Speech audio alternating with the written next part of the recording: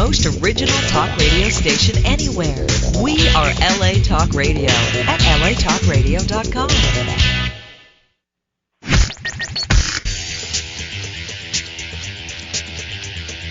You're listening to Question Reality. Question Reality with Priscilla Leona. Priscilla Leona. Only on LA Talk Radio. Hi, welcome to Question Reality. I'm your host, Priscilla Leona, and we are coming to you live from Studio City, California. And you can catch our show every Sunday from 5 p.m. to 5:50 p.m. Pacific Standard Time. And if this is your first time tuning in, our show is about informative entertainment, and it's done in a fun, upbeat, highly energetic style because I'm highly energized every day. I'm not bipolar. This is just how I am. I'm from the East Coast. We're all like this. And we're going to provide you with tips. The show provides you with tips, advice, resource information, basically everything you need to pursue a career in show business. We have guests that work in various professions of the entertainment industry. So that basically means that we will definitely have somebody from a career that you're interested in. So you just have to listen to every single show, and hopefully that is a career that you're interested in. You'll get lots of information. And if you want to know who's going to be on the show in the future, you can visit the website directly, the Question Reality website, and that address is questionreality.us, not .com, questionreality.us for United States of America. And if you want to check out any of our past guests, read their bios, and listen or download any of the past shows, you can do that on our archive page. And that's on the LA Talk Radio website. So if you're listening to us now, you look up at the top and you'll see something that says Schedule 1. You click on the Schedule 1 link at the top of the LA Talk Radio website. Look for our show, Question Reality, in the time slot of Sunday, 5 o'clock, and you just click on the link. You can either click play and it starts playing immediately, or you can right-click it. Actually, you can just click it and you click download, and you can download it right to your computer, because I know you want to listen to my voice all the time, and you can have me every day of the week if you download me. Okay, so basically it'll take you directly to the archive page. You can peruse at your own leisure. We have a lot of fantastic previous guests, casting directors, producers, writers, actors, celebrities, you name it, we've got it. Just scroll down and take a look. You can also check us out on iTunes under the podcast section. We have our shows on iTunes. And we would love for you to call in. Since this is a live show, we want you to call in and ask questions and provide comments on the guest. So we want you to call in and ask lots of questions. But we ask that you call in between 5:20 and 5:30. That way we can have the guest talk a little bit, and we'll still have time to answer your questions. And when you call in, we're going to take your calls directly. You don't go through a screening process. You call, you talk to us live, baby. There's just no Frasier activity thing going on here. And the call-in number is right in front of you. If you're listening to us live now, you'll see it. But just in case you can't, it's area code 323-203-0815. So, woo! We got that out of the way. Hey, you know what? I get emails from our fans all over the world. I have never been more popular in my life. I don't know what's going on. I don't know. I've been trying to win an Emmy for Best Actress since the beginning of time. No, what happens? I get a radio show, and now I'm more popular than ever. Our show is loved by so many people, and I feel so fortunate we're able to help people. And two fans who absolutely love our show. I want to do a little shout out for them. They're both in Dallas, Texas, and one of them, his name is Alan Bryant, and the other one is Steve Ivy. And these are two little friends who love the show. They listen, and I want to thank you so much for listening. And you know how I love my Texas boys, because everything's bigger in Texas. That's what I hear. I'm going to have to go visit Texas to find out one day. You know, keep Albert at home, I'm going to go down to Texas and Dallas and check it out. Shh, you didn't hear that from me. But anyway, Alan Bryant and Steve Ivy, thank you guys so much for listening. Feel free to call in. We got a great guest for you today. Talking about guests, our guest is GWEN Cannon. She is the author of 4 books. She's a writer and an authoress. One of the books is the 4 books. One of them is Everything That Looks Good Ain't Good For You, followed by Stuck in the Dark. Another one's Scandalous, and her latest release is Stuck in the Dark 2. Now, I like those titles. They sound really kinky, very dominatrix. I like them. I may adopt those titles and do some role-playing with Albert later on. I have to talk about that with Albert. Currently, they are on sale at Barnes & Noble at Amazon.com. So you'd go to BarnesandNoble.com, you type in any of these books, Everything That Looks Good Ain't Good For You, Stuck in the Dark, Scandalous, and her latest release, Stuck in the Dark 2, or Amazon.com, and you will be able to purchase her books directly.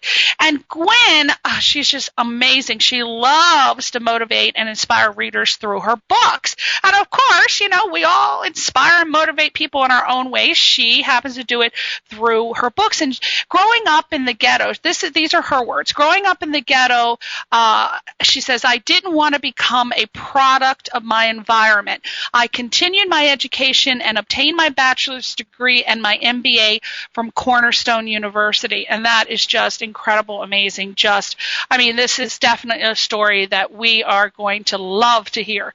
Now, Gwen's new release, Stuck in the Dark 2, is the sequel to Stuck in the Dark, and coming soon, this is very exciting because this is a personal friend of mine, Yune, wonderful guy, Burrell Bailey, also AKA is Yune. He's a recording artist from Detroit, R&B artist. And she is going to be working on a book for him called I Won't Complain. And I love that title. Not that I don't complain, because that's my favorite thing to do. One of my favorite things besides Reese's Peanut Butter Cups. But, he's not a complainer. So I guess that's a perfect title for him. Now, you can read more about the release and the book trailers on her website. Her website is GWENcannon.net. That's GWENcannon.net. And you can find out everything, her book signings, how to purchase her books. I imagine that you can purchase them directly on the website. I'm not sure, but you can find out everything you need to know. So without further ado, we are going to hear from the wild, sexy, hot writer, authoress of the book, Stuck in the Dark 2, Gwen! Woo! Are you there? She's in Detroit, so I'm hoping she's there. Are you there? I'm here, Priscilla. Thanks for the nice welcome. Oh, my pleasure. Well, I hear I love Yune. He's like one of my favorite people in the whole entire world, and he brags on you. He says you are the best thing since Campbell's soup in his eyes. So I think you've got to be pretty awesome, huh? I think so. I hope so. If my cousin said it. Well, yeah. So, you're in Detroit? Are you in Detroit, Michigan, right now, or a suburb of Detroit, or? Yes, I'm in Dearborn, Michigan, a suburb of Detroit, but I'm originally from Detroit. Oh, okay. Yeah, Motown. All right. Woo! Now, let me ask you a question. Now, when did you know that you wanted to be a writer? Because, as you say, growing up in the ghetto, I didn't want to become a product of my environment. So at what age, tell me a little bit, how did it get started? How did you know that you wanted to be a writer? Well, I've always been an avid reader of books, and my husband, he's a witness to that. All night, I would be up late with the light on reading books all the time. So this 3-4 years ago, I'm laying up in the bed reading a book, and I'm telling him, I said, I could write this. And he was like, well, go ahead and do it. And I'm like, because I could relate to a lot of things that I was reading in the books. And I'm like, I could tell this story, based on what I've experienced and what I witnessed growing up, in the Jeffries Housing Project. So he was like, go ahead and do it. So him just joking, I was on the computer actually telling the story. This was new to me. I didn't really know how to write, so I was just writing based on characters, bringing characters to life. And when I finished, I told him, I said, I'm finished with my book. This is like a year later. And he thinking I'm joking. He was like, yeah, right. I said, no, I'm finished with my book. And he said, what's the name of it? I said, Everything That Looks Good Isn't Good for You. And I said, it's based on my upbringing in the Jeffries Housing Project. And I asked him, did he want to read it? It's just like loose leaf paper in a binder. And he like, no, I want to read it when it's actually in a book format. And I guess he thought I was joking because he was like, go on to do the damn thing. And I'm like, that's his favorite. That's his favorite word to me when I say I want to do something. But do the damn thing. Go ahead, do it. I love did the damn thing. Yeah, I did the damn thing, and now book number 4 is out. Wow. Now let me ask you, you say that you, this just happened recently. So prior to that, what were you doing your whole entire life? I mean, this is so inspirational. This is so motivational for people who say, a lot of people say, it's too late. I should have started when I was young. I'll never be able to do it. And they find a million and one excuses not to do something. And this is exactly why I brought you on the show, because you are just at the inception of what is going to be a fortuitous career, I assume. And, take us through your trials, through your tribulations, because I know that a lot of things were happening, going on in your life. How did you get from age 0 to the point where you wrote the book? I mean, what would you say to people that wanted to start at your age? I mean, tell us about that. I would say, if that's a dream or your passion, don't let anything deter you from negativity that you get. Because I had people saying, whatever, she's trying to write a book, or, it's not going to do anything. Nobody's going to buy it. But me, that just made me, push even harder to succeed in writing my books. And based on where I grew up from, I've seen, people get murdered or killed or shooting up drugs right in front of my face. And it just made me not want to do that, because my mother always instilled in me, be a leader, don't be a follower. So I wasn't curious, I wonder how that'd feel if I try that. I didn't want to do that. I saw the effect that it had on people around me. I had friends that, have died from this. So I didn't want to be a product of that environment. So it just made me a better, stronger person to want to do better. I didn't want to be a product of my environment. So I always pushed to succeed, to do better, and I never let anybody put me down. You could say negative things, but it just made me do, go push me further to do what I want to do in life. And that's why I say you got to take control of your life. Don't let the people in your life take control of you. Now, how do you do that? Because, I mean, you obviously are a very strong woman, very determined, goal-oriented, and ambitious. And, but what about people who may not have those characteristics but still want to, or are at a point where they may be in the Jefferson Projects or wherever they are, and they have been beaten down so bad and they don't have your strength? Are there any steps that you can maybe suggest, like little baby steps that they can do? Because obviously financially, becoming a writer is not for everyone, in that it is kind of expensive. So, if they want to self-publish, how are they going to do this? Say they are down in the dumps, what are they going to do? What baby steps can they do to get up that ladder?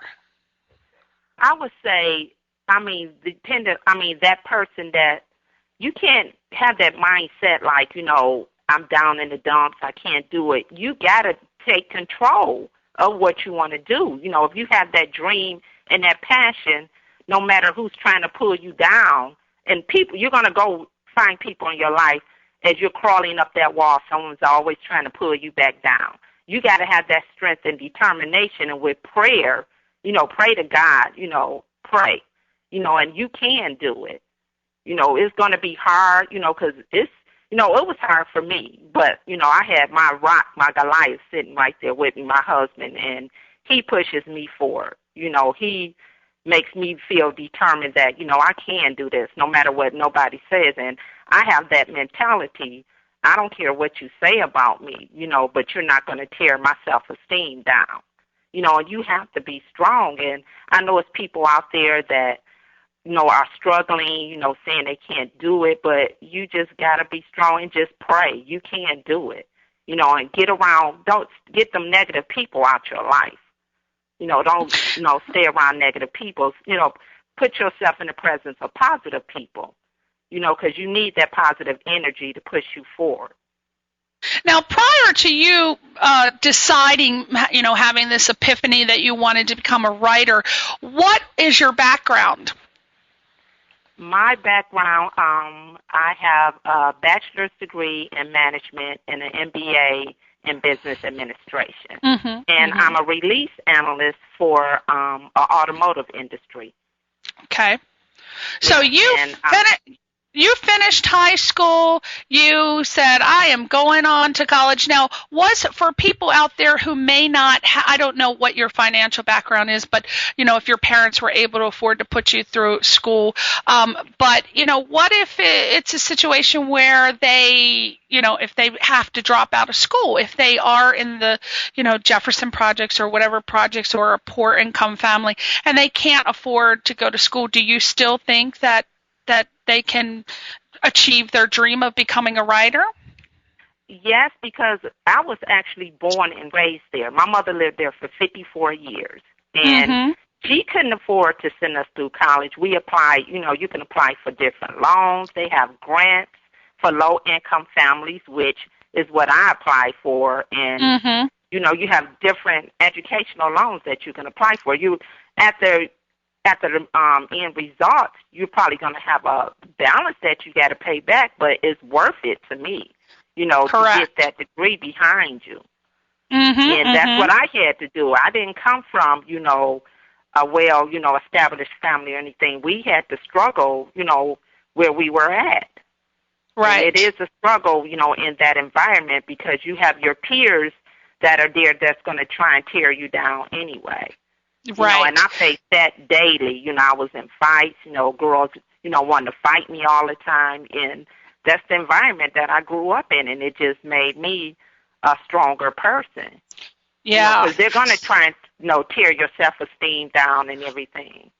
I mean, you didn't even have to just deal with the, the little Mean Girls type movie, the movie Mean Girls, where they just, say something behind your back or give you a look. You were having your hair ripped out of your head from every direction, right? I mean, we're talking. Yes. They would rip your shit out, honey. Don't even bother putting any extensions in because they will rip your shit out. I am telling you. And we're not talking, I got into a fight with a girl.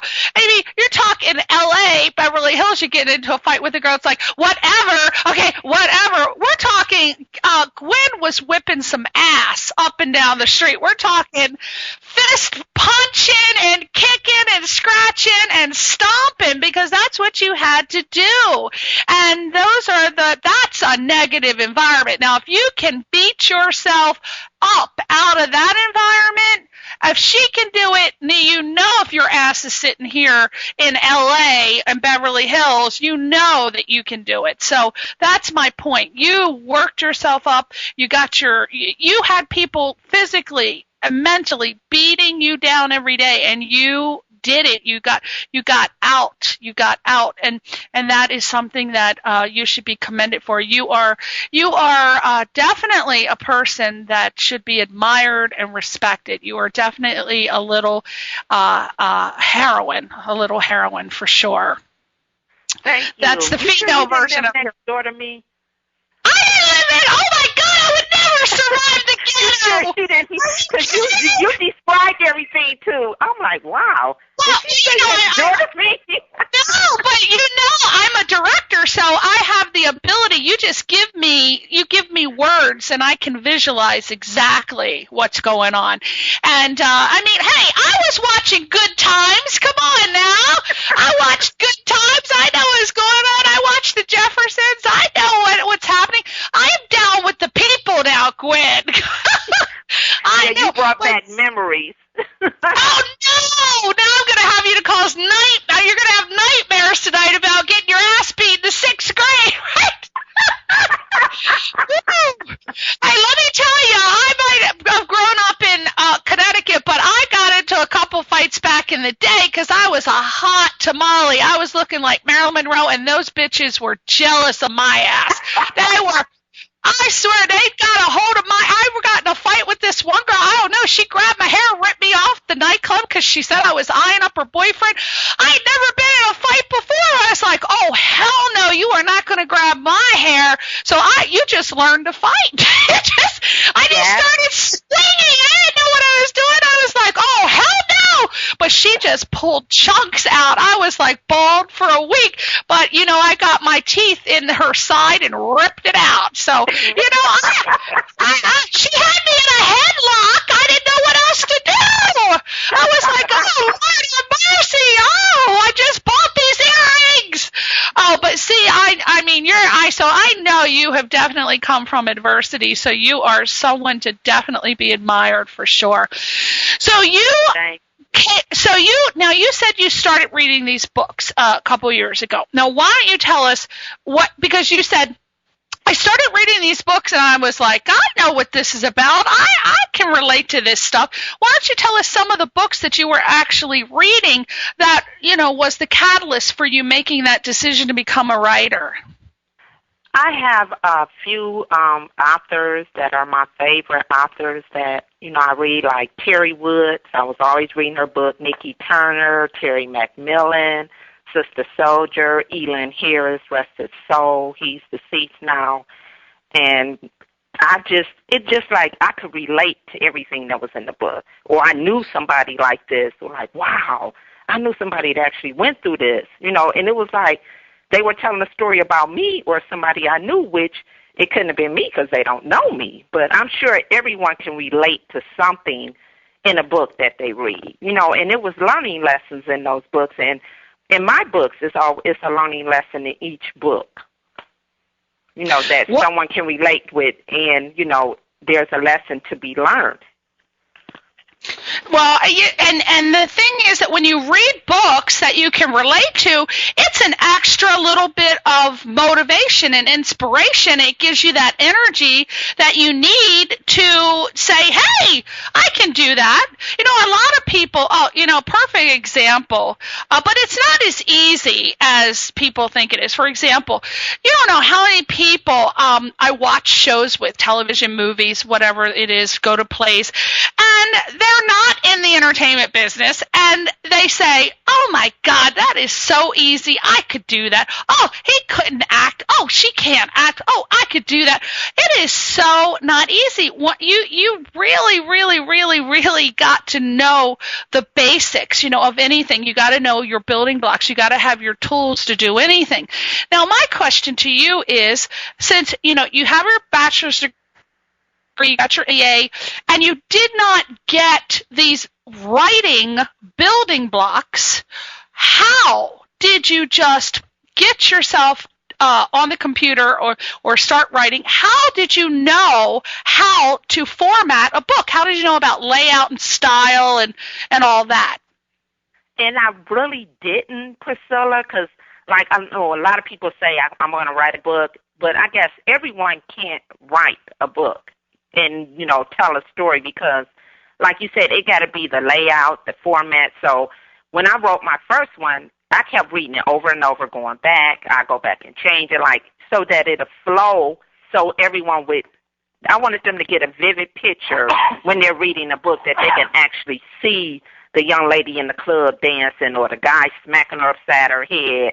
So, and I would just I put myself into the character's shoes. That's what I had to do. And I knew how I wanted the book to start, and I knew how I wanted to end. So I had to go in and fill in that middle section so that the book just flowed, telling a story. So but that you can achieve. amazing, Gwen, because I was reading, I haven't finished your whole book because I just got it on Thursday, but I was reading, I started it off, and I swear I get so many scripts. I don't know why people send me scripts, because I know a lot of people in the entertainment business, they're like, pass it on, right? And I swear I can barely get through like a couple pages, because I'm going to be honest with you, I have a big pet peeve, and it is people who call themselves writers and screenwriters, and those little bitches can't write shit. They cannot spell. They know nothing about grammar, and I'm like, are you kidding me? You want to be a writer, and you cannot have subject-verb agreement. You don't know anything about parallel structure. You got these damn run-on sentences.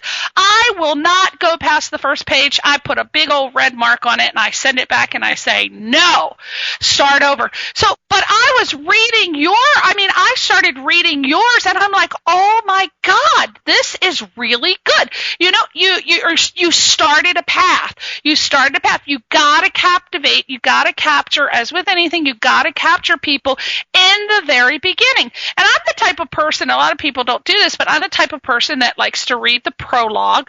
And I was very, very, very, very impressed with your prologue. And I thought, well, I am going to continue reading, and I will continue to do so. But, I mean, it's so beautifully written. And, I mean, the punctuation, I am so big on punctuation and grammar. Oh, my God. It drives me crazy when people send me emails and they can't write. Oh, God, Albert and I flip out. We flip out.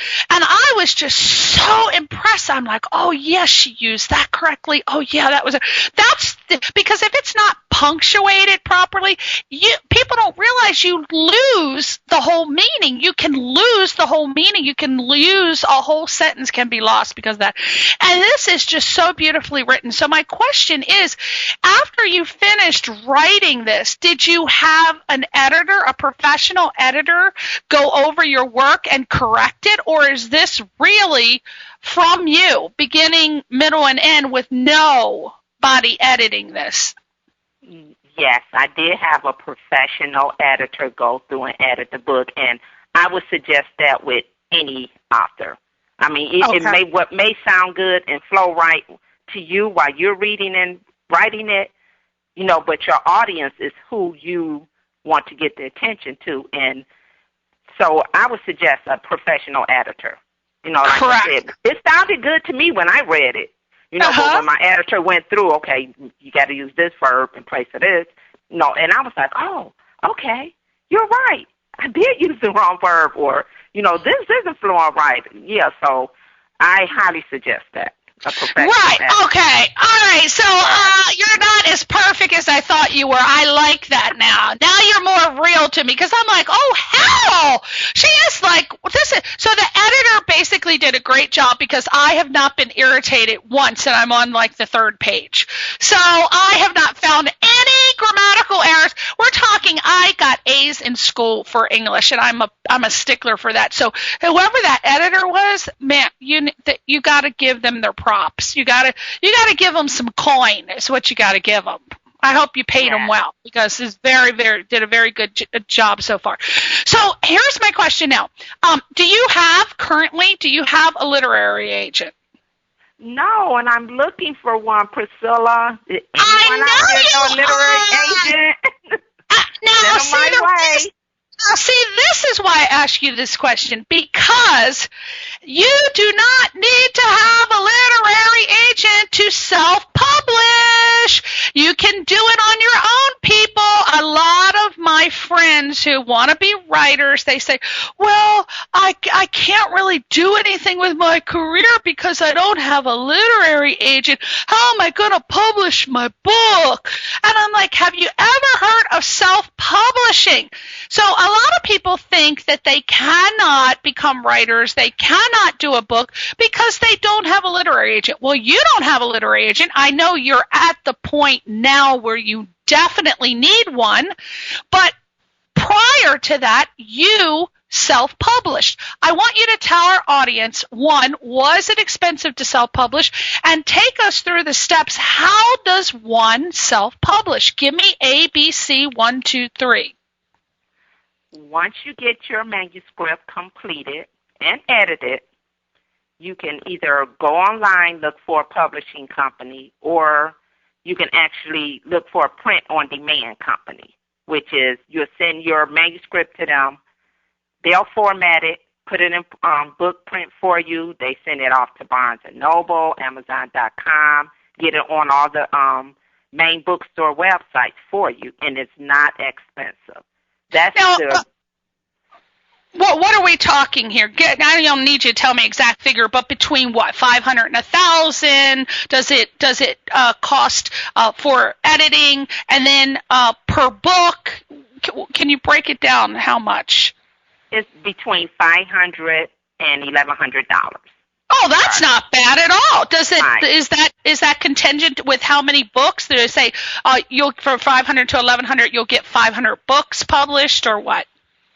That's contingent on how many books. That range right there is around like 100 books, between 50 and 100 books.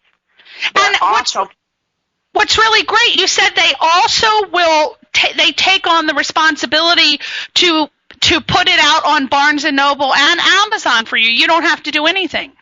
No, they do that for you. Now, what is this illustrious company that does this? Do we have a name for our people, our audience? What do you have a name for me? It's called Lightning Source. Would that be lightningsource.com? You can go right on the website. Lightning Source. So you contacted them. They said, "Give me some money, honey, and I'll take care of you," and that's what they did. Yes. Now, what about this gorgeous graphic on the book, Stuck in the Dark 2? Did they come up with that, or did you provide that? No, I have a young gentleman. He's a photographer and a graphic artist. He came up with the book cover design, and his name is Kennard Lewan. He's the one that did the beautiful book cover for me.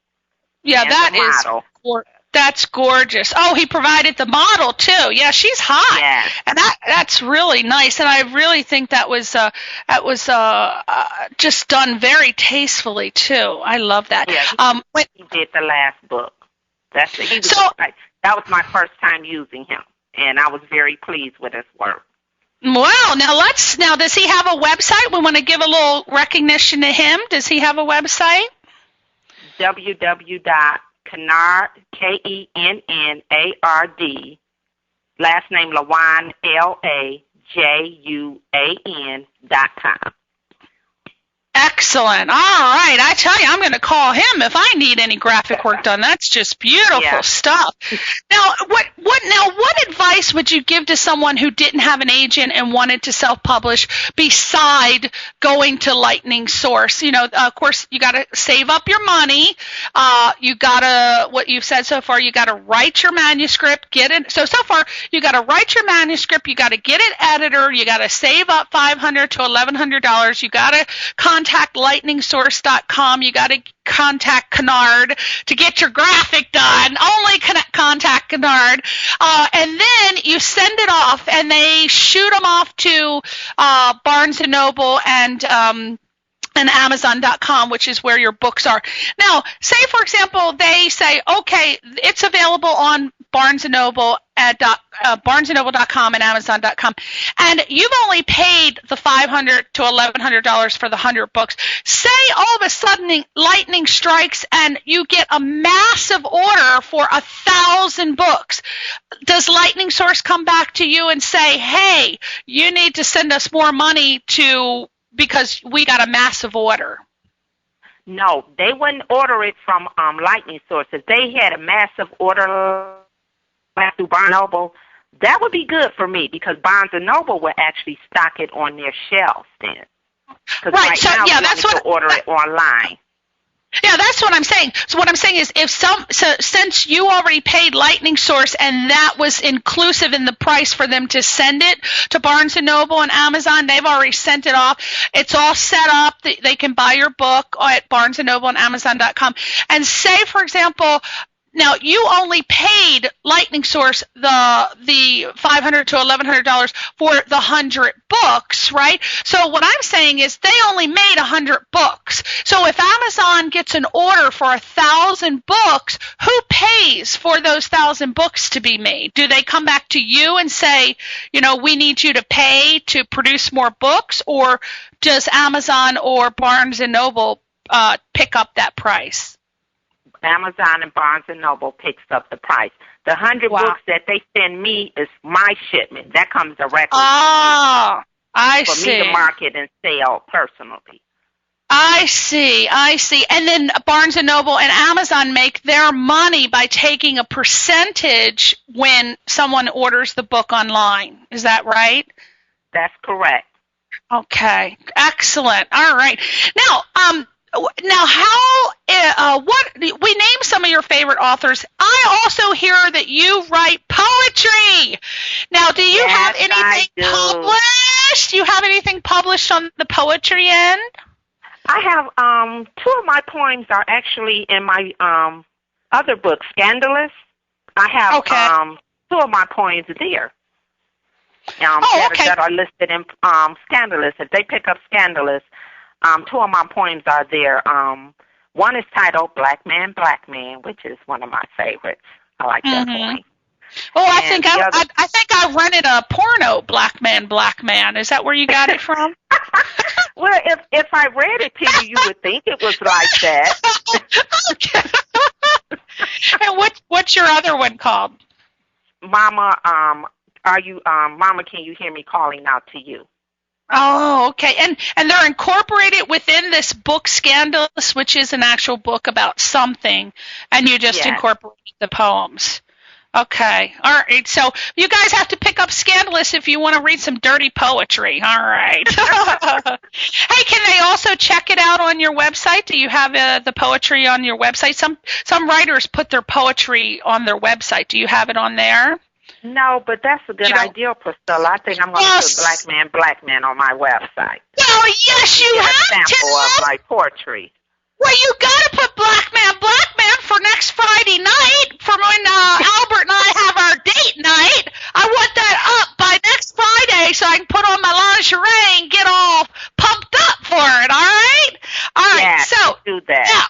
Yeah. Yeah, but that's what I see. A lot of times writers put excerpts from their books, which is a really great idea, to put excerpts from your book. So maybe something from Scandalous, something from Stuck in the Dark, just as a teaser to get people to kind of know what's going on in the book. Because the title is great, but, like we're doing a radio show, people don't know what the hell's in your book. They don't know you. They need something to titillate them. They need to be titillated. People don't have attention spans these days. So I would definitely put an excerpt from your books on there, and then also your poetry for sure, so they can get an idea of what's going on in your mind. Now, I know that you just had a successful book signing, and tell me how that went, and are you having any more in the near future? And yes, I am having another one in the near future, which would be March 2010, which my next novel is called Caught Up. Oh, I did not know about that. Yes, it's coming soon, 2010, March 2010, Caught Up. Now I think for your breakout book in 2011, do you know what I think you should call your book in 2011? What, Priscilla? Priscilla! Like Tora? Or Priscilla Does Dallas. No, that's Debbie Does Dallas. No, wait, scratch that. I want to retract that statement. But I think you need to write a whole book on All That Is Me. So we're going to have to talk about that. We're going to have to because if you're doing a book on Une, you could definitely do a book on me, and I got really good stories. I mean, we're talking sex in a sandbox. We're talking lots of juicy details here. We're talking dating 2 Vietnamese brothers at the same time. We got action. I could tell you stories that would make your hair curl. I have lived the life I think we need to do. Priscilla. Okay. Well, we're going to talk about that. Okay, so you got a book sign. I think so, and I think you would do me justice, Gwen Cannon. I think if anybody's going to tell my life story, it's going to be you, because I like the way you think. Anybody who writes black man, I'm telling you, you're sold me already. I got to go out and buy that one. All right, so you got March 2010 for your next book. Is that on the website, gwencannon.net? Yes. Okay, excellent. So you guys can go there, check it out. Woo! I forgot. I wanted to bring this up. I heard some scoops on you. I heard scoops that I'm very excited about, and I'm thinking, oh, God, I'm going to be in Gwen's movie, because I heard that you were thinking of developing your work into stage plays, movies, and miniseries. I'm definitely miniseries material. So tell me about that. What you got anything going on right now? I was approached by Ernest Thomas, which you know Ernie. Ernest is my little chocolate muffin. Ernest Thomas, I spank him as much as I can. I bend him over and spank him every chance I can get a hold of him. He's now scared of me. He won't come around me anymore. I have to bribe people to get him to show up where I am. Yes, Ernest Thomas,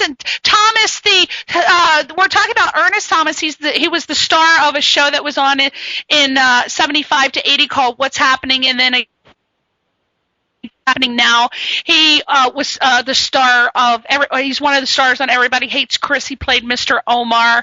He's been in Malcolm X. He's been in Roots. He's huge. Ernest Thomas is huge in more ways than one, which is why I chase him around all the time. But go ahead. I digress. Yes, but Ernest Thomas read the second book, Stuck in the Dark. He read that one. He called me on my cell phone, so excited. He said he couldn't put it down. His words were, it was hot like popcorn. Woo! He was like, Gwen, I could see this in a movie. He said, I was caught up in the book. I could not put it down. It's hot. That's all he kept saying. So he was like, I guess, yeah. He said he had some friends out there in L.A. He was going to take the book to them. So he put it in the hands of Kevin Carter, who's a producer. He produces stage plays for Summit Entertainment. And Kevin Carter, he got a hold of the book. I sent him a copy. He read the book, and he was very impressed. He said, Gwen, we got to make this happen. I was like, are you serious? So I'm excited because you want to bring one of my books to life on the stage play. And Kevin got even more excited when he saw that I had a part 2 to Stuck in the Dark, which is Stuck in the Dark 2, the one you have. So I'm looking forward to that. So, yeah, we've been back and forth on the phone trying to see how we're going to do this. So I'm really excited about that. Oh, my God. Well, I'm more excited because I'm going to have to be buttering you up to get my ass a part in one of those projects. So you just keep me in your wing. Keep me under your wing. You know what? It's 5:43. We're going to have to end pretty soon. And I want, I got a lot of other questions, but I think I'm going to skip that because I really want you to read an excerpt from your book. So it's 5:43. We got to end at 5:50. So do you think you can read a little bit for me? Give me a 43, 44, 45, 46, 47, 48. Give me 3 minutes. That way we can close the show out. That'll give me a little bit. So we're going to read something from Gwen Cannon's latest book, Stuck in the Dark 2. Take it away, Gwen Cannon. I want emotion. You are now an actress. You're a writer-actress. I'm going to start with the prologue, which you read. You're right. And if I have to interrupt you, I apologize, but that's because we're running over. But go ahead. Okay, I understand. Nothing could prepare me for what happened next. The escalating sounds of gunshots and screams could be heard throughout the house. I started running in the opposite direction of the gunfire. My only thought was to try to get the hell out of there as fast as possible. But before I could make it to the door, I felt an intense burning sensation. My back felt as if someone had taken a blowtorch to it. I fell face forward on the floor. I lay there with tears streaming down my face. I couldn't move. I felt as if a ton of bricks were stacked on top of my back. I could hear footsteps coming closer and closer, a woman's footsteps. I could tell by the heels tapping on the floor. I lay there pretending to be dead. As she walked around me saying, "You little bitch," I could hear the sirens in the distance. Someone must have heard the commotion and called the police. "Please, Lord, hurry up and let this bitch go on her way. I don't want to die." It felt like hours, but I knew it had only been seconds, stretching into minutes. My back was soaking wet. I knew it was from my blood. How much was I losing? I didn't have a clue. I started feeling cold. I was losing consciousness. As I lay there on the floor, I thought of all the shit I had tucked away in my closet, deep, dark secrets no one even knew. Woo! that is, see, now that definitely has caused me to say, I want you to go into reading a little bit on page 54, chapter 11, because we got a couple more minutes. Take me to the back door bar, baby. 54, okay, back door bar. A beautiful black woman stood at the corner of the bar, watching Rock, Jason, Tim, and G. She pointed at the quartet and asked the bartender who each of them was. She knew Rock. They had just been together earlier in the day. She needed to know who the other three gentlemen were. She was putting her plan into place, and she had to make sure she had to put the right individuals in their prospective places if her plan was going to be executed smoothly. Woo! Take me on. Take me on. Give me another one. Give me another one. Page 76. I woke up in bed, butt naked and very drowsy. Damn, I can't remember what happened last night. The last thing I remember was me and Alexis laughing and drinking glasses of wine. I recall Alexis telling me that I looked tense. She walked over and started giving me a massage. Alexis was rubbing and massaging my shoulders up and down and around my neck. After that, everything is a blank. What was really puzzling to me was the fact that I was lying in my bed naked and had no recollection of how I got this way. Deep down, I knew what happened, but I didn't want to admit it. The way I felt between my legs, I knew what had transpired in my bedroom. I was sitting there asking myself, how the hell I let this happen? I got up and decided to take a shower to try and clear my head. I wanted so badly to remember what happened last night. After my shower, I went downstairs. There on my living room table were 3 empty bottles of wine. Damn, I can't remember drinking those bottles of wine. How in the hell did I let this happen? As I started to clean up, I found the note on the table. The minute I started reading it, sweat broke out on my forehead and my hands started shaking. The note slipped out of my hand and dropped to the floor. The last words on the note were all in caps. I got you on videotape. Now you know how my brother felt. Now look who's stuck in the dark. Oh, now if that's not enough to get the juices flowing, I don't know what is. Woo! Gwen, you got some hot property there. You got some hot property. I think you do, honey. I think you do. And I think the audience is going to agree. So you got to go to Amazon.com and buy one of her books because you got to read the other juicy stuff that's on the pages. I was looking for some curse words because you said, can I talk some foul language and curse words? I was hoping we'd be saying some penis words. I want to hear some penis. I wanted to hear all that. I wanted to hear all dirty. I know it's there. I was hoping you were going to read it, but you know what? They're going to have to buy it in order to see all the good shit in there. Now, tell me a little bit. We're at 5:48. We got 2 minutes. You're doing a book on your cousin Une. What's it all about? Une's book is about his life story growing up in the Jeffries Housing Projects, where I'm from, in the ghetto. He was strung out on heroin at 13. He tried to commit suicide, and he's an inspiration to anyone going through any type of addiction that you can survive. Now he's a well-known recording artist out in L.A., and he's been through trials and tribulations, and with prayer and God in his life, he's survived. He's a survivor, and he took control of his life. And his story is a wow factor because writing it, I was just overwhelmed. It's like I'm so excited, that, he chose me to help him with this project. His book, we brought it to life, and I can't wait till his book come out. I'm just excited. Well, I'm excited too, and if you want to find more out about Gwen, we got to end the show, but Gwen, thank you so much, and if they want to find out more about your projects, they can go to gwencannon.net, or you can check out the gentleman she was just talking about, Une at unemusic.com. And I want to thank you so much, Gwen. Listen, thank you so much. And, well, that's it for this week. Tune in next week to hear Alexander Cortez.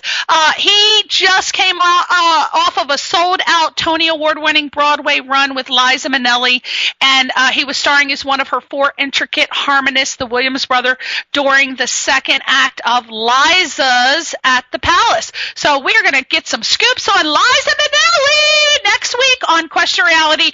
Tune in. Thank you, and see ya! The Horror Channel is your home for the best in horror entertainment, news, culture, lifestyle, and best of all, frights. We are available on Verizon Fios cable television. Go to channel 900, free on demand, and select Pop Culture. Scroll down and you'll find the Horror Channel. So be sure to visit horrorchannel.com for all of our latest programming.